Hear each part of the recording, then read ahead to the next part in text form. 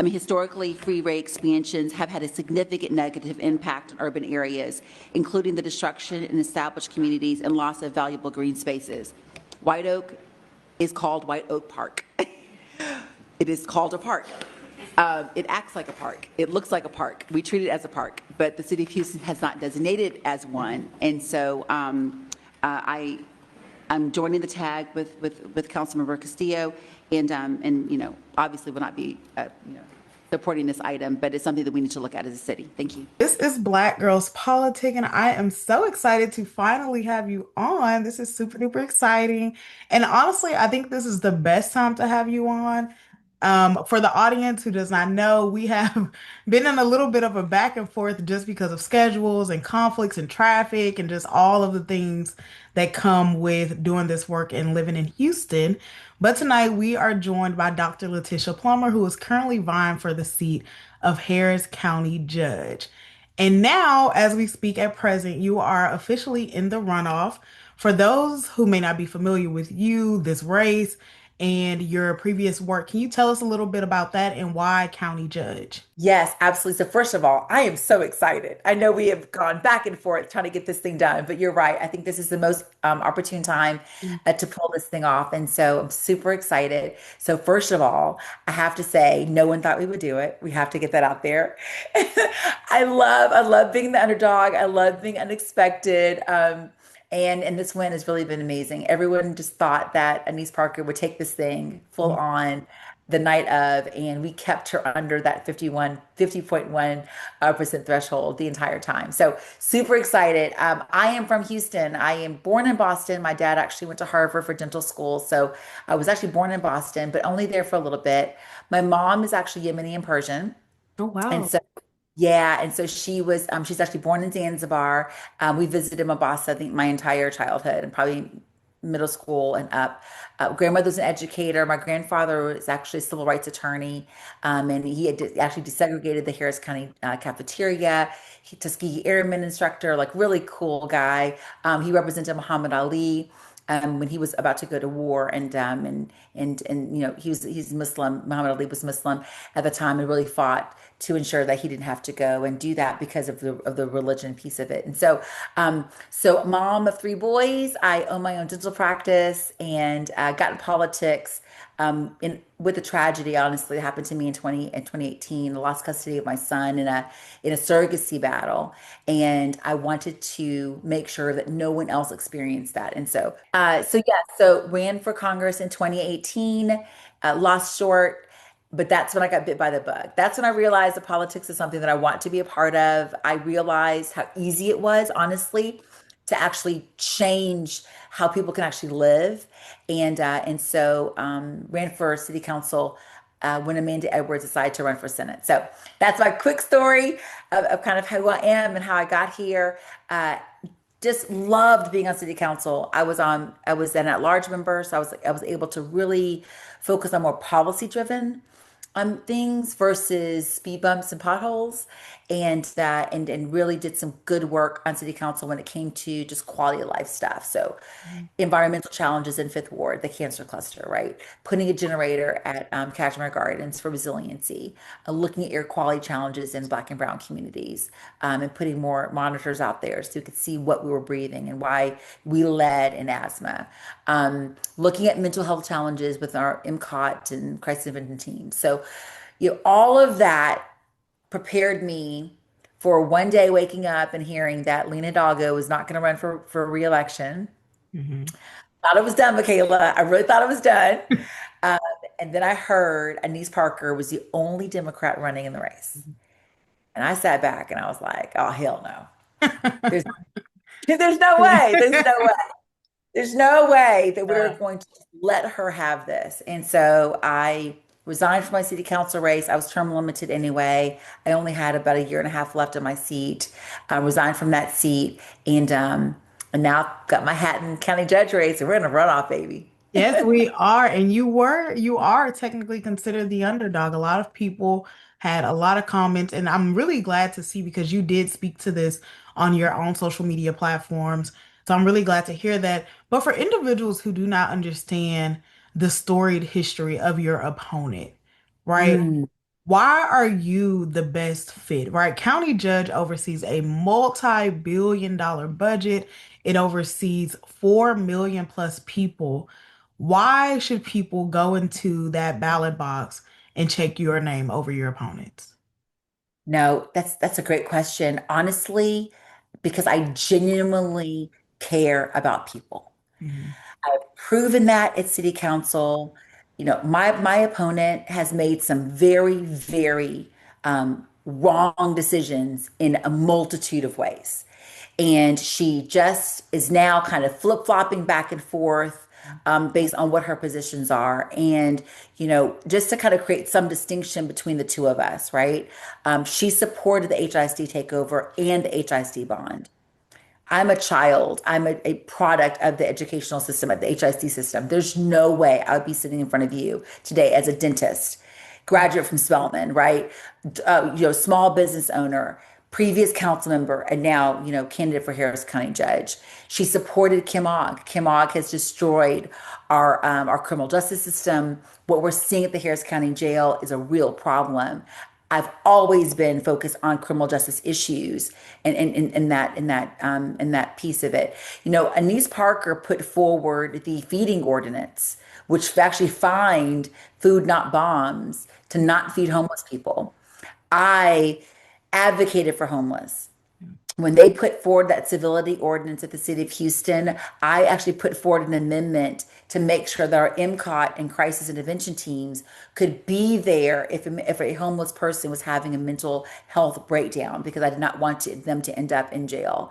And so the decisions that she has made do not support people thriving within the county. It is a big budget. It is a lot of people, but I've represented at large the majority of the county, right, as their city council member. Many people say that I'm not ready for day one. I don't have the level of experience, mayor, controller, etc. I actually say to that, I'm glad I don't.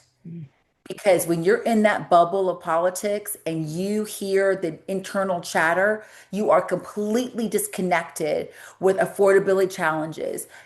Single moms are trying to raise their kids and keep them in school systems and work multiple jobs just to put food on the table. You're disconnected with those issues. And so I'm glad that I'm not a career politician. I'm glad I'm a small business owner. And honestly, a Black female that's raised three sons, pretty much as a single parent, the majority of their lives. And I really just understand what it's going to take for all of us to be able to thrive and to be able to function. And so, my care, my compassion for people, but also my fight and my focus to make sure that nothing will deter me. I don't take no for an answer. I'm a collaborator, but I'm also going to put pressure on the state, on the federal government to make sure that our communities need exactly what we deserve in Harris County. And one thing you mentioned that I think is crucial for individuals that are maybe new to you and maybe new to your platform, and if you could expand on it, I think that would be really great. So you talked about term limits in your current seat. There are going to be misinformation, right? Misinformation is a big thing. And people may beg the question, why leave your seat? So can you speak to that just a bit? Yeah, absolutely. So I don't know if you've heard of the term lame duck, but typically when you get to about a year and a half, just under 2 years of your term, you're kind of a lame duck. And so I very rarely, Michaela, do I believe that politicians can actually look at what they've done in their seats and say, I've done my job. Mhm. Everything that I set out to do, that vision board I created when I first got elected, everything that I put on paper and committed to community, I actually got it done. Yeah. In my mind, unlike a lot of folks that just kind of stay there forever, I felt like I did my job. I served my community. I completed the task at hand. And I'm a lame duck. And now there's an opportunity for me to reach a broader network of people and represent them in the exact same way that I did at City Council. I could have stayed there, Michaela. I could have. I really could have. I could have spent the next year and a half finding things to do, trying to create more projects. I could have. I just genuinely believe, and this was a lot of counsel, talking to my mentors in the communities, really hashing this out. The question was, do I stay and find other things to do, or do I leave knowing that I've done the job and do it in the right way? And that was really key, right? I left to make sure that my race was on that CD18 race to ensure that we did not spend any additional dollars in the budget, Yeah. right? And to make sure that we could to create the best opportunity to keep the at-large four seat represented by an African American, because that's historically what it's been, right? And so I just don't genuinely think that if I stayed there, I could have done much more than what I did do. Yeah. And and I think that when you can say job well done and walk away with no doubt, with no questions or hesitation, and say it's now time for God to create an open path for me to do something different. That's genuinely how I felt. And what you see in the voting box is exactly that. Yeah. It's people saying she's ready for something new. Yeah. And I really wanted you to touch on that because I think misinformation runs rampant if people don't actually answer the question. So thank you for answering that. I think there are individuals where it just may come up and people just genuinely don't know. So yes, thank you so much for answering that. So moving forward, given your work on policing oversight and equity initiatives, what concrete steps would you take as Harris County judge to build trust between law enforcement, justice involved individuals and advocates, as well as impacted communities, especially those who we know? And you talked a little bit about the jail system that are disproportionately impacted by systemic inequities. Yeah, so all of that was really my focus. When George Floyd passed away, I was the one that really pushed council to put in police reform, Yeah. pushed them hard. As a matter of fact, I'm the one that put the amendment forward to reallocate funds to support A Can't Wait, Yeah. to support cultural diversity training with HPD, to really create a board, an oversight board that can look at how HPD is interacting with community. And so that was the first year on it, that my first term when that happened. And so this is not new work for me. I also passed that amendment to be able to fund our crisis intervention teams and our medical outreach teams. I'm not sure if y'all are aware of this, but 80% of our inmates at the Harris County Jail have mental health challenges. Wow. 80%. Wow. That is a big number. We spend $54,000 per inmate Oh my God. annually. We could literally send that inmate to college, Wow. Yeah. right? Yeah. That's And now they're talking about building more jails and doing more. The Harris County the Harris County Jail right now, we ship out in the tune of 50 million plus yeah. inmates, 1,500 inmates annually to Mississippi and Louisiana. Yeah. Saving us a lot of money. And if we could just look at our nonviolent offenders, find ways to put a program together that would educate them, get them their GED, right? Give them vocational training. So when they get out of the jail system, they now have an opportunity to be a part of society to where they can thrive. Those are the things that I want to do. When you do that, you're now decreasing, you're now making sure that they don't come back and be reoffenders, Yeah. right? We're working with cities like the Second Chance program at the City of Houston to ensure that they have what they need. I'm going to fight to make sure that we have fair pay and equal pay, and livable wages for folks. So we got to deal with that on the state level, but we got some good state reps that are fighting for that as well. And so we need to, we oftentimes look at crime when at the end. We Mm, look at who's in jail. yeah. I want to look at the root causes of crime. Like why does an individual make the decision Yeah. to create to be a criminal, right? And I think that if you would ask the general population, they feel like they have Mm, to either survive or because they didn't have mentorship or because they didn't get a good education to see that there are other opportunities for them. Now, I'm not supporting crime at all, yeah. but I do understand that you can get caught up in the system very, very quickly. And I think that Texas does that often. And so I'm looking at increasing workforce, apprenticeship programs, obviously second chance programs, but looking at nonviolent offenders and how we can create diversion opportunities for them, pretrial releases for nonviolent offenders. I mean, those are the things that I want to do as the county judge. And so we often say, we don't feel safe, Yeah. but we would feel a lot safer if people had opportunity. And this is where I go back, to my opponent not supporting HISD. We just closed 12 schools, Mhm. right? When you close 12 schools in community of color, where do you think those kids are going to go? Yeah. I mean, they're going to ultimately find easier ways to get in trouble, right? To possibly get themselves within the criminal justice system. And once they get there, it's just so hard for them to get out. Mm. And so that's going to be my first 100-day initiative is just really looking at how we can work with people Mm. and the criminal justice system and ensure that we give people an opportunity. But this is not new work for me. I've done this already. I started doing it and I'm going to continue. Yeah, and I want to just expand a little bit on what you mentioned, which is individuals commit crimes for a reason, right? There are root causes. And so one of the things that you touched on was ultimately affordability, right?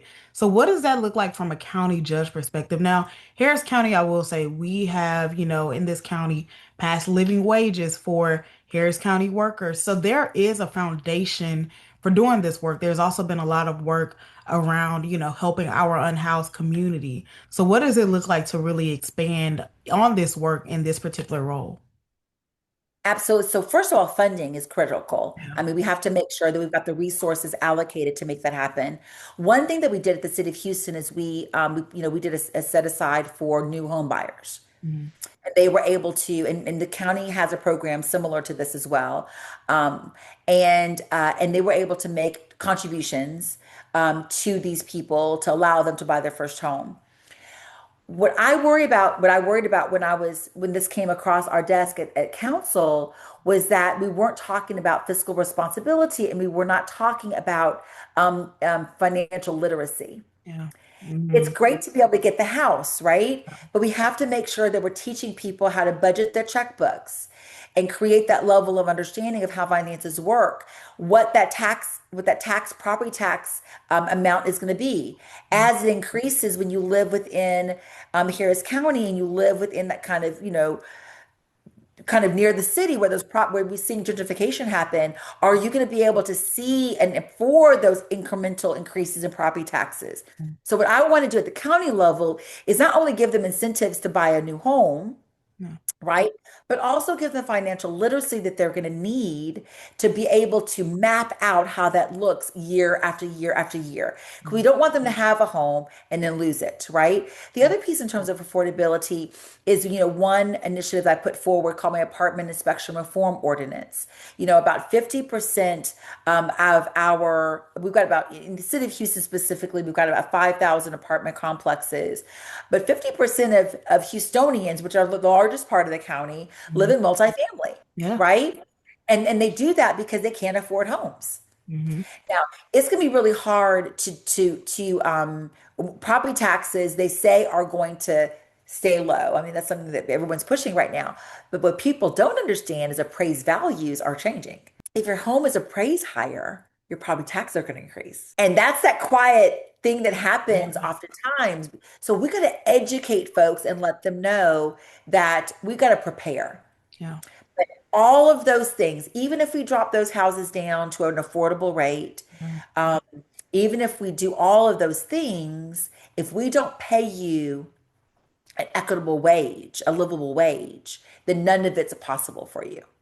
And so, what I want to do is really look at that and how we can make sure that we have this workforce, that we're creating our own workforce of people that are able to take care of their families and and create some value. Yeah, and I think that's something that's plaguing obviously everyone at the moment, but it's something that, especially families, they think about a lot is affordability. And, you again, you spoke about this cycle of crime as well, but it puts people in a cycle of crime and poverty when they amass these bills, can't afford them, and then they have to do or perform criminal activity in order to keep up, with life, with what's being thrown from a federal level and obviously from a state level as well. So you've kind of spoken to that. With what's happening at the state level, and I think we're going to talk, you're going to probably about to touch on this. I don't want to get ahead of you, but what's happening at the state level, what we have to realize for the city of Houston, for the county, Mhm. is that local government is our last line of defense. Mhm. No one is coming to save us. The state's not, the federal government's not. We need to figure out ways to take care of ourselves. Mhm. And um and that's really what I want to focus on. I want to make sure that everyone understands that we got to take care of home. You probably heard that. I know my grandmother said it a whole bunch of times. You got to take care of home. Yeah. That's where we are. We got to take care of home. And I'm really the only one. I'm the best suited Yeah. to be able to do that. Yeah. And one thing, as thinking about taking care of home, I recently heard someone say, the closer you are to the bottom of the ballot, the closer you are to your home. And so, that's why with Black Girls Politicking, we've been encouraging people go down ballot, like make it all the way to the bottom because that's so important. With the county judge role itself, we've noticed and we've seen it really requires consensus building with the other commissioners, with other officials, with the state level. It also requires consensus among community. How do you plan to forge bipartisan or even cross ideological support for justice reform, for housing, for these initiatives that you've, kind of based your values upon and that you really want to see pushed? So I think we just go back to what I've done already, Mhm. right? I've currently been a council member. I've got council members, district members that I had to align with. They knew their areas better than anyone else did. If I ever wanted to put a policy forward, it was advantageous to me to shop that around Mhm. to each of them based on what they're experiencing and what they're seeing in their communities. We've got to create consensus and we have to collaborate. And I really do believe that I'm able to have a conversation with someone and look at the data, right? Everything that I put forward is really a three prong. It's a data approach. It's looking at stakeholders on both sides. Mhm. It's creating policies and dealing with, elected officials and whoever those people may be, and bringing that policy together, and then going back to the stakeholders and saying, "What do you think about this?" Yeah. And then finding the money, Yeah. right? Going out and finding the money. And I've done that I'll give you just two examples of what I've done with that. When I was working on my cancer cluster initiative in that fifth ward community, myself and Councilmember Jackson, we worked closely together. We block walked together. She knew this was something that was happening in the community. We knew that she didn't have the resources to be able to put together any type of medical support in that community. So I got on a plane and went to DC and fought for them. And I was able to bring down $1.8 million from the federal government. Yeah.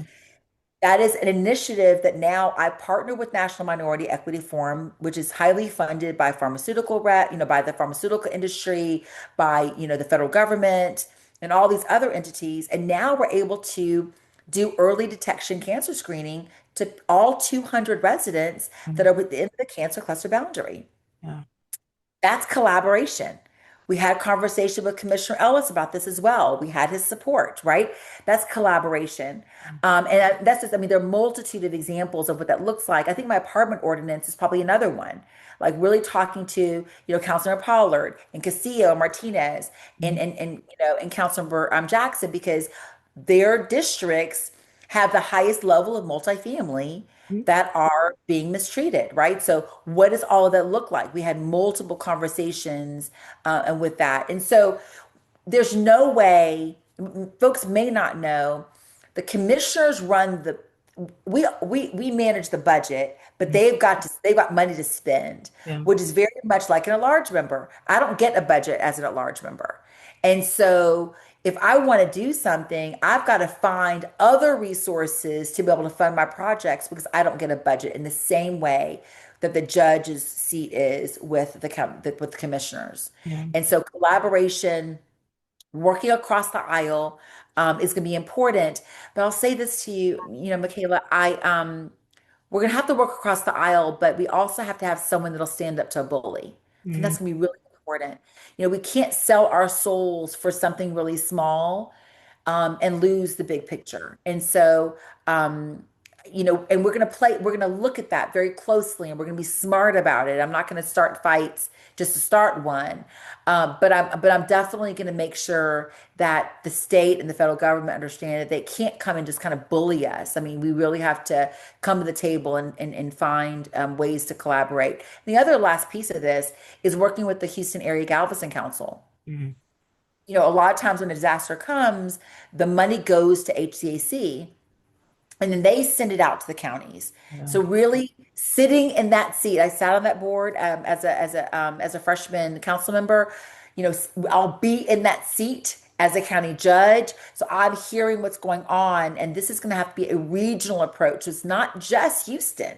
Mm. It's 33 other cities in the region, but they're in the county that I'm going to have to work with, and I'm really looking forward to doing that. Yeah, I love that. So you have a plan.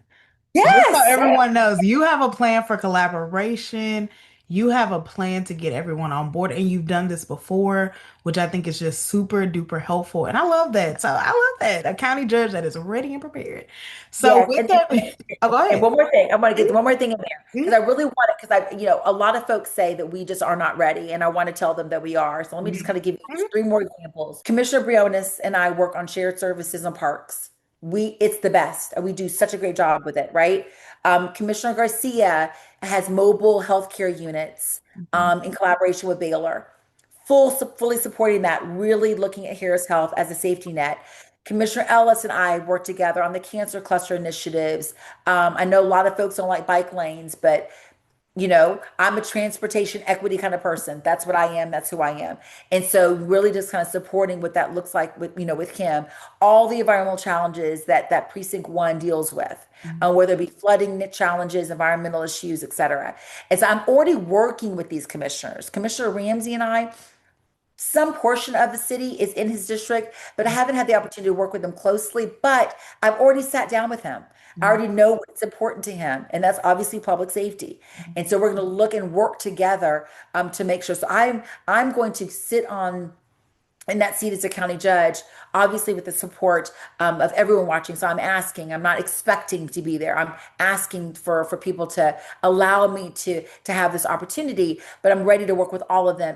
And my role is to create a situation to where each commissioner can look at something from a different lens. yeah. And I want to bring that level of vision to them, and just test them in and say, listen, what if we did it this way? Would this be something that you would want to do? Can we look at the pros and cons of what this looks like, and really work together and push this county forward in the right way? Yeah, I mean, I think that's helpful, right? I think that's what that seat is for. That seat is, and I think ultimately sometimes we lose sight, but at the end of the day, that seat is also meant to serve the people. And so having to reach across, different perspectives and gauging, different opinions is very important. So obviously that's the type of county judge that anyone should want and should be vying for. So I appreciate that. Now, this is Black Girls Politics, and so I have to Okay. ask. We pay very close attention to first around here. And you, if my records are correct, you would be the first Black woman to sit in this seat. What does that mean to you, and what do you think that would mean for the individuals that you'd ultimately serve? I've already been the first Muslim council member in the state of Texas. So Wow. yeah, I kind of that sits on my shoulders, Yeah. right? And so what I think that means for me is responsibility. Mm, We already carry so much responsibility as Black women, whether it be head of households, whether it be in our families as our matriarchs, whether that be as an auntie or a godmommy, whatever that looks like in our village. We just carry so much on us, and we have to make so many decisions, oftentimes to the detriment of who we are, right? We're always in the front lines, and we're underestimated, and we're always thought less of. And so I believe that young girls are going to look at me and want to be able to do that, right? And I think that is something that I do not take lightly. And that is why I do so much community service. Young Black women come in my dental practice all the time because I mentor them and I want to take care of them and show them that yes, it's more difficult for us, but we are made for this.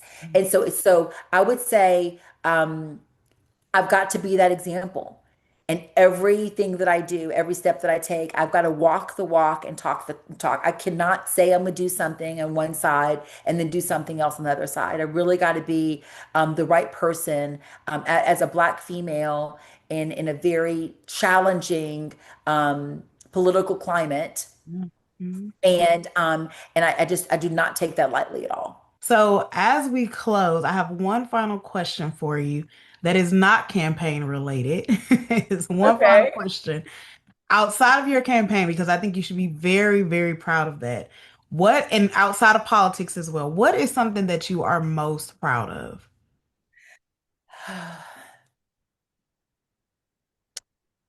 I know it's so cliche, but my boys. Yeah. I mean, being able to raise three Black men, they were at the most pivotal times of their lives during George Floyd's death. Mhm. They have watched the unrest that we've seen. I've raised them as a single mom. They have really done a good job. Yeah. And they've all found their own paths and they've all done their different things. And I've let them spread their wings and experience different avenues. I've got one that's a musician. I've got one that plays basketball, and I got one that wants to be incorporated. Like they're so different. And got three moms to raise them. But I know it's so cliche to say your kids, but I just know how hard it is for Black men. I Mhm. get choked up when I talk about this because one turn, if they just had one turn, it would have been different for them. And so I think they're my proudest moment, honestly. I'm just really proud of them and they mentor young boys and they're such good stewards of society and they work hard and they don't expect something and they don't make excuses if they're not successful in something. They really, really understand and they listened to me and my dad and my mom and my sister and my brother. Like they really have shown that they are good men. I always say that I'm raising husbands, right? I'm raising Black husbands for some young, beautiful whoever, right? And so I just feel comfortable. If I die tomorrow, I feel comfortable that I've left three men here that are going to take care of somebody really, really well and create a family and take it very seriously. So I think that would be it. I mean, I know that may be cliche, but No, I think that's beautiful. I think a lot of parents, feel similar, but I think on top of that, that's a testament to who you are because you did raise them. And I think, one thing you touched on, and I love to draw comparisons, and I just thought about it, but the same way you'd ultimately be doing this work, right, and building consensus and reaching out to very different offices and very different people and dealing with very different precincts, you've already done that as a mother as well. So I think that's a really nice testament to what your work could potentially look like if elected for this seat. So before we, end it, can you just remind people how they can get involved, especially with this runoff coming up? How can they get involved? What are the dates? Just tell us all of the things that we need to know. all the things. Okay, so election night, election day is March the 20th. I'm sorry, March, Lord, May the 20th. I want to happen now. May the 26th is election day. We only have 1 week of early voting, Oh and so I'll wow. make I'll make sure that we post some stuff on that. This is going to be a typically low voter turnout for runoff. So I'm encouraging everyone to please get out and vote. You can find me on all socials. I even have a TikTok. So Okay. I'm on TikTok, Twitter. I'm on Facebook, Instagram. I'm on all of the things. My opponent is going to raise tons of resources.